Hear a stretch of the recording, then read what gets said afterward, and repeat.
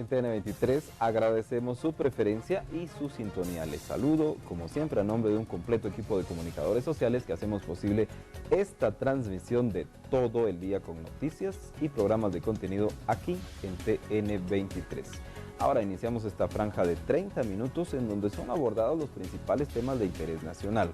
En este caso, pues vamos a hablar sobre seguridad, pero enfocado desde el punto de vista con su enlace hacia la tecnología. Hemos visto los guatemaltecos durante los últimos meses como hay muchas cámaras vigilando la ciudad.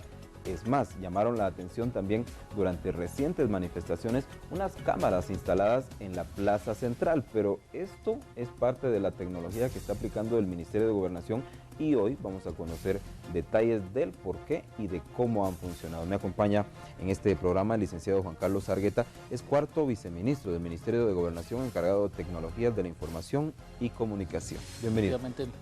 Muchas gracias por la oportunidad y es un gusto para nosotros estar compartiendo aquí en el programa. A usted nuevamente, gracias por estar con nosotros y para que empiece a contarnos entonces, ¿cómo se enlaza seguridad y tecnología? ¿Desde cuándo lo hacen? Bueno, esto fue parte de lo que nosotros establecimos en el plan estratégico del Ministerio de Gobernación y parte de una problemática identificada en el año 2010 que empezamos a trabajar este plan, que teníamos que combatir estructuras criminales organizadas del siglo XXI con una infraestructura institucional y tecnológica del siglo XX. Entonces nos trazamos la meta de dejar las bases de transición de un Ministerio de Gobernación del siglo XX a un Ministerio de Gobernación del siglo XXI.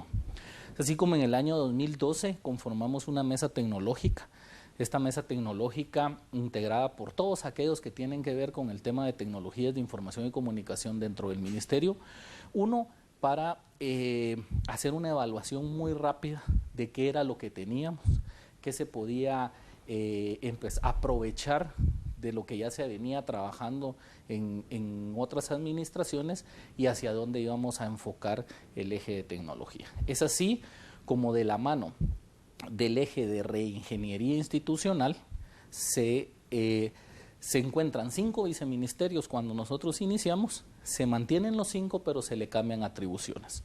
Nace el viceministerio antinarcóticos desde el primer día y en enero del 2013 empieza a funcionar el viceministerio de prevención del delito en sustitución del de apoyo comunitario y el viceministerio de tecnologías de información y comunicación en sustitución del viceministerio de apoyo al sector justicia. Que estos 2 viceministerios que se suprimen, sus atribuciones se dan en el viceministerio de prevención del delito y así surge nuestro proyecto que es la plataforma tecnológica integrada. Desde el momento en que toman posesión, ¿cuánto tiempo tiene que pasar para echar a andar los primeros planes? Los planes los empezamos a trabajar desde el primer día, porque si bien es cierto, teníamos una evaluación desde fuera, era necesario validar todo este proyecto que traíamos con las personas que ya han estado por varios años en el ministerio. Tenemos la presencia de muy buenos técnicos, los cuales siguieron trabajando con nosotros, al día de hoy están y esperamos que continúen su labor, porque es parte de lo que nosotros queríamos, fomentar la institucionalidad. Y nos tardó un año darle forma a esas nuevas atribuciones del Viceministerio de Tecnología como eje rector de los proyectos de tecnología que se iban a implementar en el ministerio. ¿Por qué? Tenemos 3 premisas. Uno es que íbamos a homologar las tecnologías existentes, no podíamos llegar y desechar todo lo que hubiera. 2, y muy importante, poner estándares. Y al hablar de estándares no nos referimos a marcas, sino nos referimos a todas aquellas características y cualidades que deben de tener cualquier solución tecnológica que vamos a implementar y que permita que múltiples marcas, múltiples empresas puedan ofertar los productos que nos están dando. El tercero es buscar la integración, que era parte de lo que no existía. Y esto va muy de la mano y ahora podemos ver que esta plataforma tecnológica integrada permite ayudar a ese proceso de cambio que se dio, de antes capturar para investigar y ahora investigar para capturar. Es así como definimos 6 ejes de trabajo en la plataforma tecnológica. El primero es las telecomunicaciones, es lo básico que necesitábamos para poder operar. Aquí nos fuimos a dar cuenta que Policía Nacional Civil no contaba con su propia frecuencia de radio, algo que en ningún país desarrollado puede pasar, ¿verdad? Que la comunicación de los entes de seguridad esté en manos de terceros. Tuvimos que recuperar toda esta parte tecnológica. Las telecomunicaciones también incluyen la red de transmisión de datos, voz y video. El 90% de los datos generados a nivel mundial se generaron en los últimos 2 años. Entonces las redes de telecomunicaciones es algo importante hoy por hoy y a futuro. Luego hicimos un eje de integración de bases de datos y aquí dimos cambios radicales. Nosotros nos encontramos desde bases de datos de papel hasta bases de datos de la versión más nueva de las bases de datos comerciales más sonadas. Nosotros tomamos la decisión de que el desarrollo de software que íbamos a hacer dentro del ministerio fuera en bases de datos open source. ¿Por qué? Porque es insostenible para el Estado estar pagando licenciamientos de bases de datos. Esto nos llevó a hacer un equipo de desarrolladores, son jóvenes guatemaltecos de 22, 23 años promedio, con los cuales hemos desarrollado 29 programas, 29 softwares, que incluso uno de ellos ya fue donado a la embajada, por medio de la embajada mexicana, y es el software que está utilizando la Fuerza Conjunta Guatemala-México para reportar las incidencias fronterizas en la frontera sur de México. El siguiente eje fue las tecnologías especializadas, y aquí también teníamos que ser muy conscientes que hay ciertas tecnologías que llevan 20, 30 años de desarrollo y que no íbamos a competir y tratar de inventar el agua azucarada. Y el último eje de trabajo era la videovigilancia de la mano con la infraestructura que necesita la videovigilancia. ¿Y por qué videovigilancia y apostarle a la videovigilancia? Uno de los ejes del plan estratégico era aumentar la fuerza policial. Nos esforzamos mucho en las academias en aumentar esa fuerza policial de 24,000 a 35,000 policías. Sin embargo, no son suficientes. Y el poner puntos de videovigilancia equivale a tener a un policía vigilando en ese punto durante las 8 horas de su turno. Eso quiere decir que en 24 horas necesitaríamos 3 policías en ese punto vigilando, con todas las vulnerabilidades que puede tener el ser humano, ¿verdad?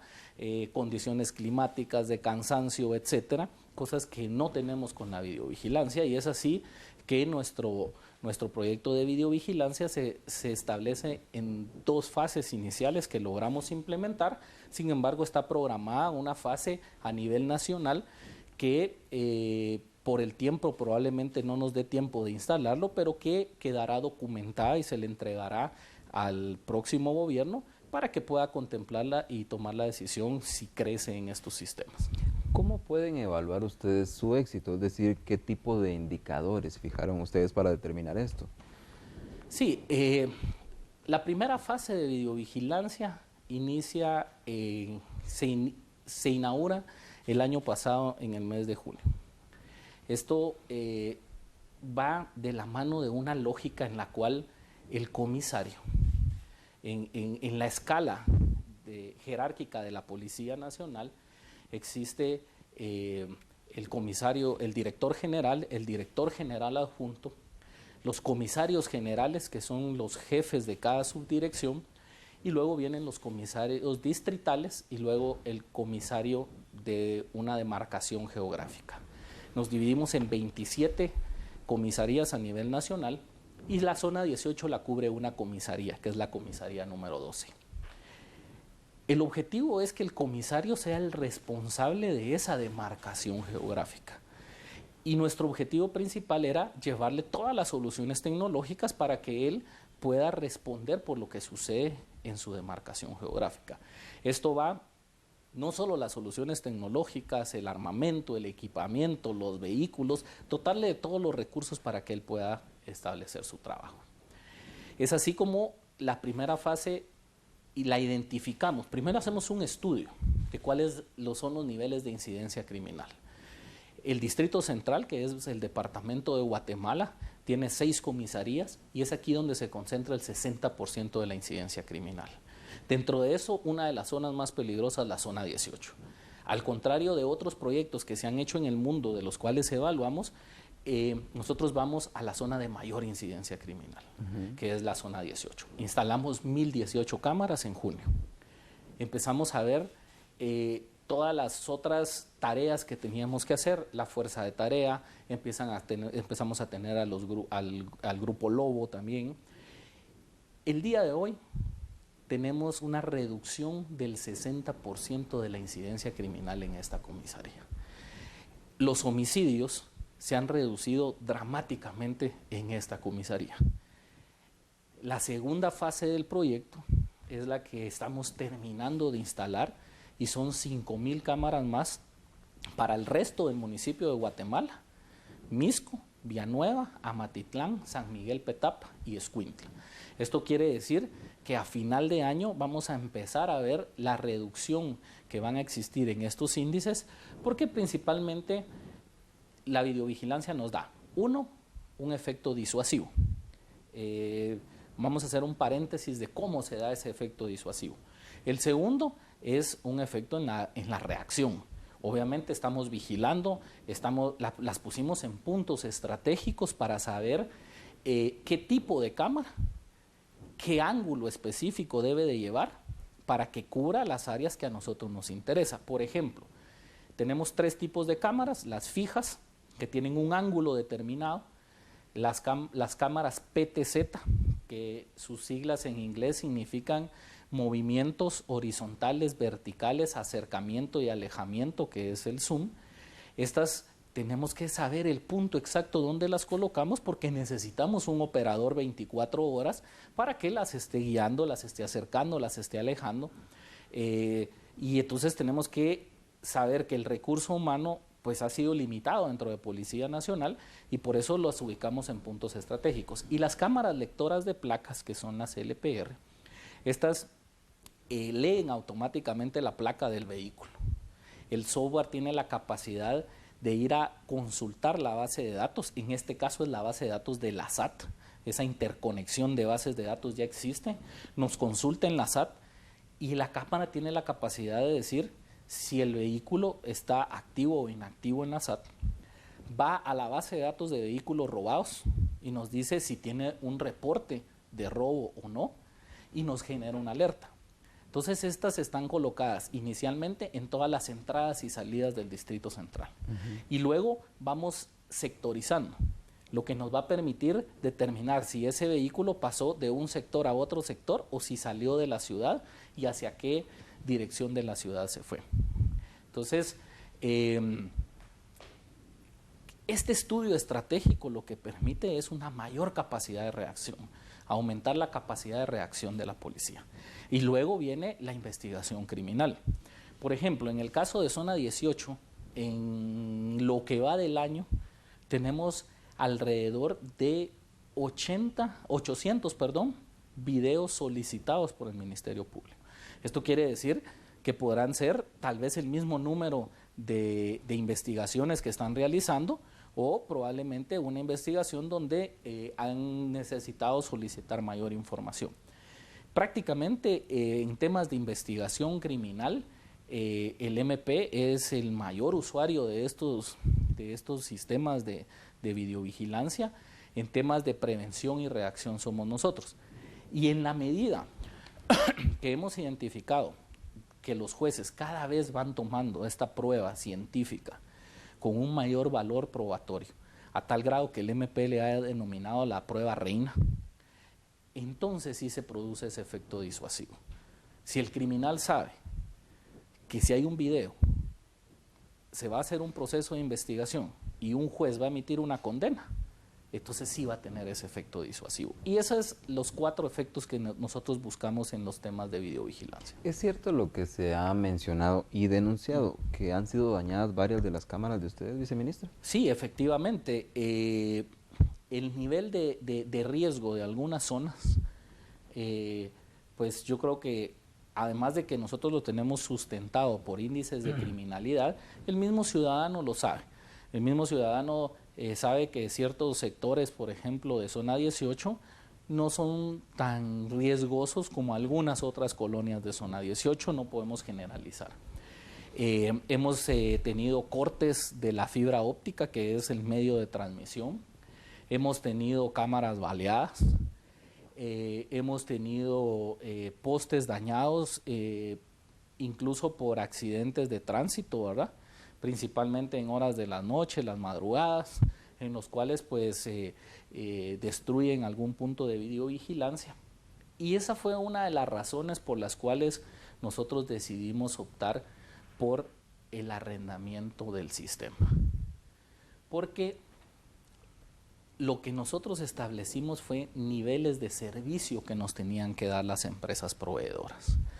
Entonces, cuando en algún momento nos manifestaban si de nuestro lado teníamos algún problema con estas cámaras que son dañadas, este sistema de arrendamiento de equipo que nosotros utilizamos nos quita esa problemática.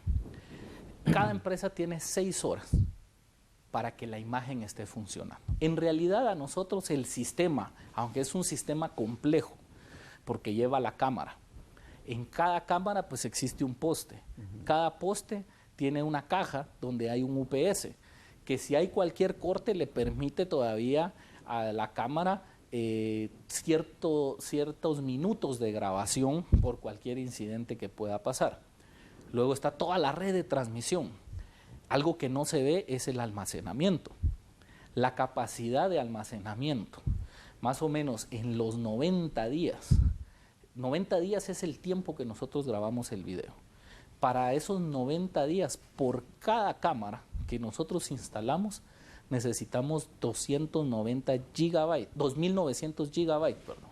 Esto es el equivalente a casi 4.000 computadoras estándar hoy de mercado, que más o menos tienen 500 gigabytes de almacenamiento. Entonces, la capacidad de almacenamiento, el data center, los servidores que tienen esa capacidad de ir a buscar el video en segundos y entre todo ese mundo de información mostrárnoslo, son cuestiones que no se ven. Son en este caso como el actor detrás de cámaras, ¿verdad? Todo el trabajo que no se logra ver. Y el mantener todos estos sistemas implican gente especializada, tener redundancias de energía eléctrica, tener redundancias de conectividad, tener personal 24 horas, especialistas, ingenieros y demás.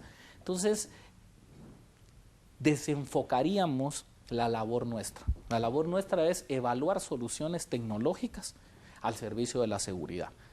No somos un viceministerio de telecomunicaciones.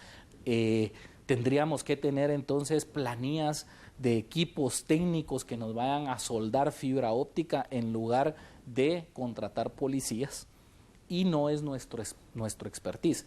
Entonces es así como nosotros nos garantizamos que esa imagen va a estar disponible las 24 horas, los 365 días del año. ¿Y qué pasa si una empresa se tarda más tiempo en sustituir esa cámara? Pues simple y sencillamente ese mes no le pago esa cámara. Entonces eso nos ha dado mucha tranquilidad y ha provocado que el sistema sea muy eficiente. No es un secreto que el ministerio, como muchos otros, afrontó problemas económicos durante el fin del año pasado y principios de este. En algún momento, al ser arrendado este equipo, ¿se dejó de pagar? Es decir, entonces, ¿estos ojos en la ciudad se apagaron por algún lapso, viceministro? Bueno, en la parte presupuestaria,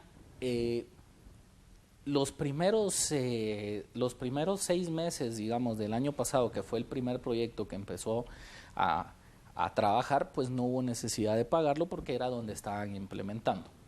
En la segunda fase del proyecto, pues existe un proceso de instalación, empieza a funcionar, hay un proceso de recepción, de evaluación, que todo empiece a funcionar. Entonces, durante este proceso se llega a pocos meses del año pasado en los cuales nosotros teníamos que cancelar. Sin embargo, se ha podido ir cancelando poco a poco todas los diferentes compromisos que ha tenido el ministerio. Si bien es cierto, a los administrativos les toca trabajar mucho para ir pudiendo distribuir equitativamente los recursos que nos van ingresando. También yo creo que los proveedores se han dado cuenta de eso, que no es falta de voluntad de no ir pagando exactamente al 30 del día, pero que poco a poco se ha ido cancelando. En el caso de la segunda fase, estamos terminando el proceso de recepción, por lo cual a este momento se inició en febrero la comisaría 16 y estamos terminando la parte de instalación, entonces estamos en ese mismo proceso en el cual todavía no se está generando una deuda como tal del servicio, sino que estamos en ese proceso de recepción y evaluación de las 6,000 cámaras. Entonces, en temas presupuestarios, hasta el momento, en el tema de videovigilancia, no hemos tenido problemas porque es hasta ahora que vamos a empezar ya a cancelar las rentas mensuales. Gracias, viceministro. En este momento vamos a ir a la pausa, pero volvemos de inmediato hablando de tecnología y seguridad y hablaremos entonces sobre estas cámaras instaladas cuando hay manifestaciones en el centro de la ciudad. Aquí vamos a tener esa respuesta.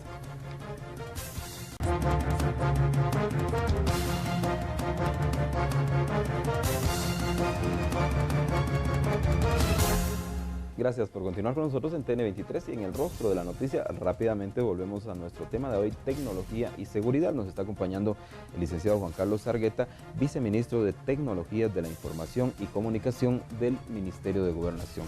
Los ciudadanos se preguntaron entonces en estas manifestaciones por qué habían instaladas una serie de cámaras en el Parque Central y también se quejaban del bloqueo de la señal de servicio telefónico. ¿Cuál es la verdad o cuál es la versión de ustedes sobre esto, viceministro? Sí, tal y cual hemos montado estas 6,000 cámaras en el Distrito Central, surge una problemática, si nos recordamos, en un clásico de fútbol hace un año más o menos, en el cual hubo una persona fallecida y hubieron ciertos disturbios que ha sido constante, digamos, en algunos escenarios deportivos. A raíz de eso buscamos qué alternativas se han buscado en temas de deporte, de aglomeración de personas en diferentes lugares, y es así como llegamos a la conclusión de instalar un sistema de videovigilancia móvil. El sistema de videovigilancia móvil, pues precisamente como su función es poder trasladarse de un lugar a otro, cuenta con un motogenerador que alimenta de energía a dos lámparas, dos reflectores. ¿Por qué ponerle iluminación?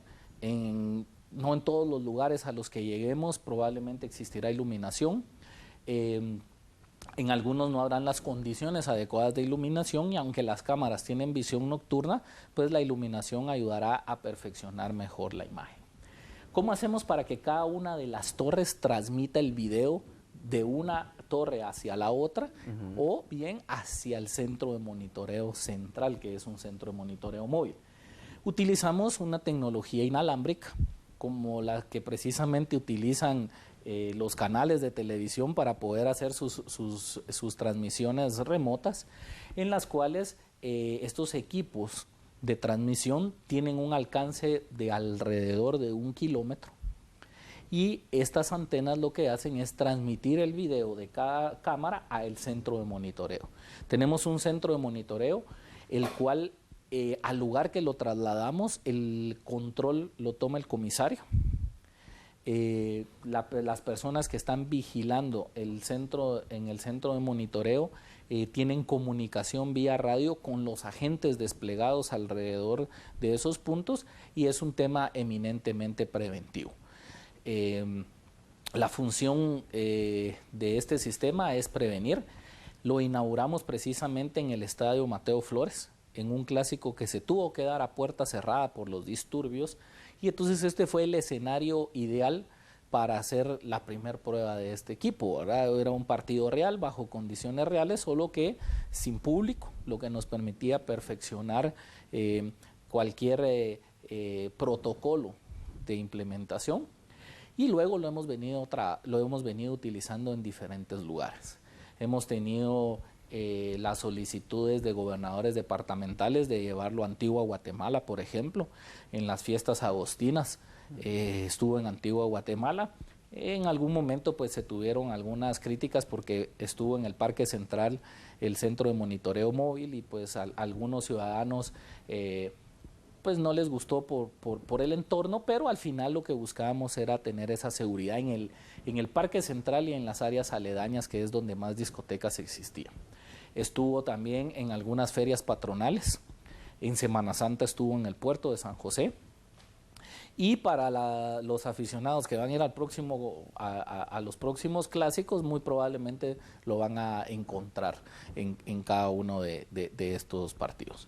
Este centro de videovigilancia está un poco más a solicitud de las gobernaciones departamentales, con quienes trabajamos muy de la mano, y el objetivo, como hablábamos, es el tema de prevención. ¿Identifica rostros? ¿Bloquea señal de teléfono, viceministra? No, el tema de bloqueadores de señal es un tema muchísimo más complejo, es un trabajo que hemos estado realizando en conjunto con las empresas de telecomunicaciones, por ejemplo, en todos los centros penitenciarios, y con el expertise de las empresas de telecomunicaciones del país. Ha sido un tema bastante complejo. Ya hay varios centros penitenciarios en los que se ha logrado el bloqueo, sin embargo el 100% de efectividad del bloqueo es un tema bastante complejo. En este caso, el bloqueo de señales se debió a la saturación de las celdas de las antenas. Cada una de las empresas coloca celdas de celular en función de la demanda promedio que tienen cada una de las áreas, y cuando se sobresaturan, pues obviamente los primeros que se enganchan a las celdas son los que tienen acceso y los otros quedan en espera. Por eso es que generalmente no es constante la señal cuando hay aglomeraciones de masa, o es mucho más tardado de lo normal. En este caso no hubo ningún bloqueo de señal. En el caso de reconocimiento de rostros, esto lleva varios factores, y tal vez muchas veces creemos que funciona como en algunas películas o en algunas series de televisión. El reconocimiento de rostro funciona en situaciones más controladas. Situaciones controladas de luz, de movimiento, en el cual el rostro se tiene que ver de frente a la cámara, y precisamente lo han estado utilizando mucho en algunas aduanas, en centros migratorios, porque la persona es obligada a ver de frente a la cámara, y esto lo que es un algoritmo que mide distancias entre los puntos del rostro. El poder captar una imagen y luego tenemos que tener una base de datos que tenga con la cual va a ir a comparar. Y ese es un grave problema que tenemos en Guatemala. Los que han hecho el intento de sacar visa de algunos países se dan cuenta que no pueden darle siguiente al formulario si la fotografía no lleva la resolución específica que ellos quieren. En el caso nuestro tenemos la base de RENAP, de pasaportes, de licencias, las cuales históricamente no habían tenido un estándar de nivel de luminosidad, de la distancia a la que se tomaba la fotografía. Entonces, tecnológicamente existe la posibilidad de hacer reconocimiento facial. Sin embargo, las condiciones de las bases de datos y las condiciones de luminosidad y demás pueden afectar. Específicamente en las cámaras que se colocaron ese día, no teníamos ninguna cámara de reconocimiento facial. Gracias, tenemos 30 segundos para concluir, para que nos cuente sobre el costo de esta tecnología aplicada. Sí, el costo, nosotros tuvimos el apoyo del sector privado a través de Fundesa, con quienes a través de una firma brasileña se estableció el comparativo. El comparativo se utilizó el precio de referencia de Brasil, de otros países, en el cual nos permitió establecer un techo y un piso al cual nosotros podíamos tomar de referencia para los costos. Desde hace poco tiempo relativamente, pero ya en funcionamiento. Como siempre, agradezco su preferencia, lo invito a quedarse aquí en TN23. Hay noticias y hay programas que también van a interesarle mucho.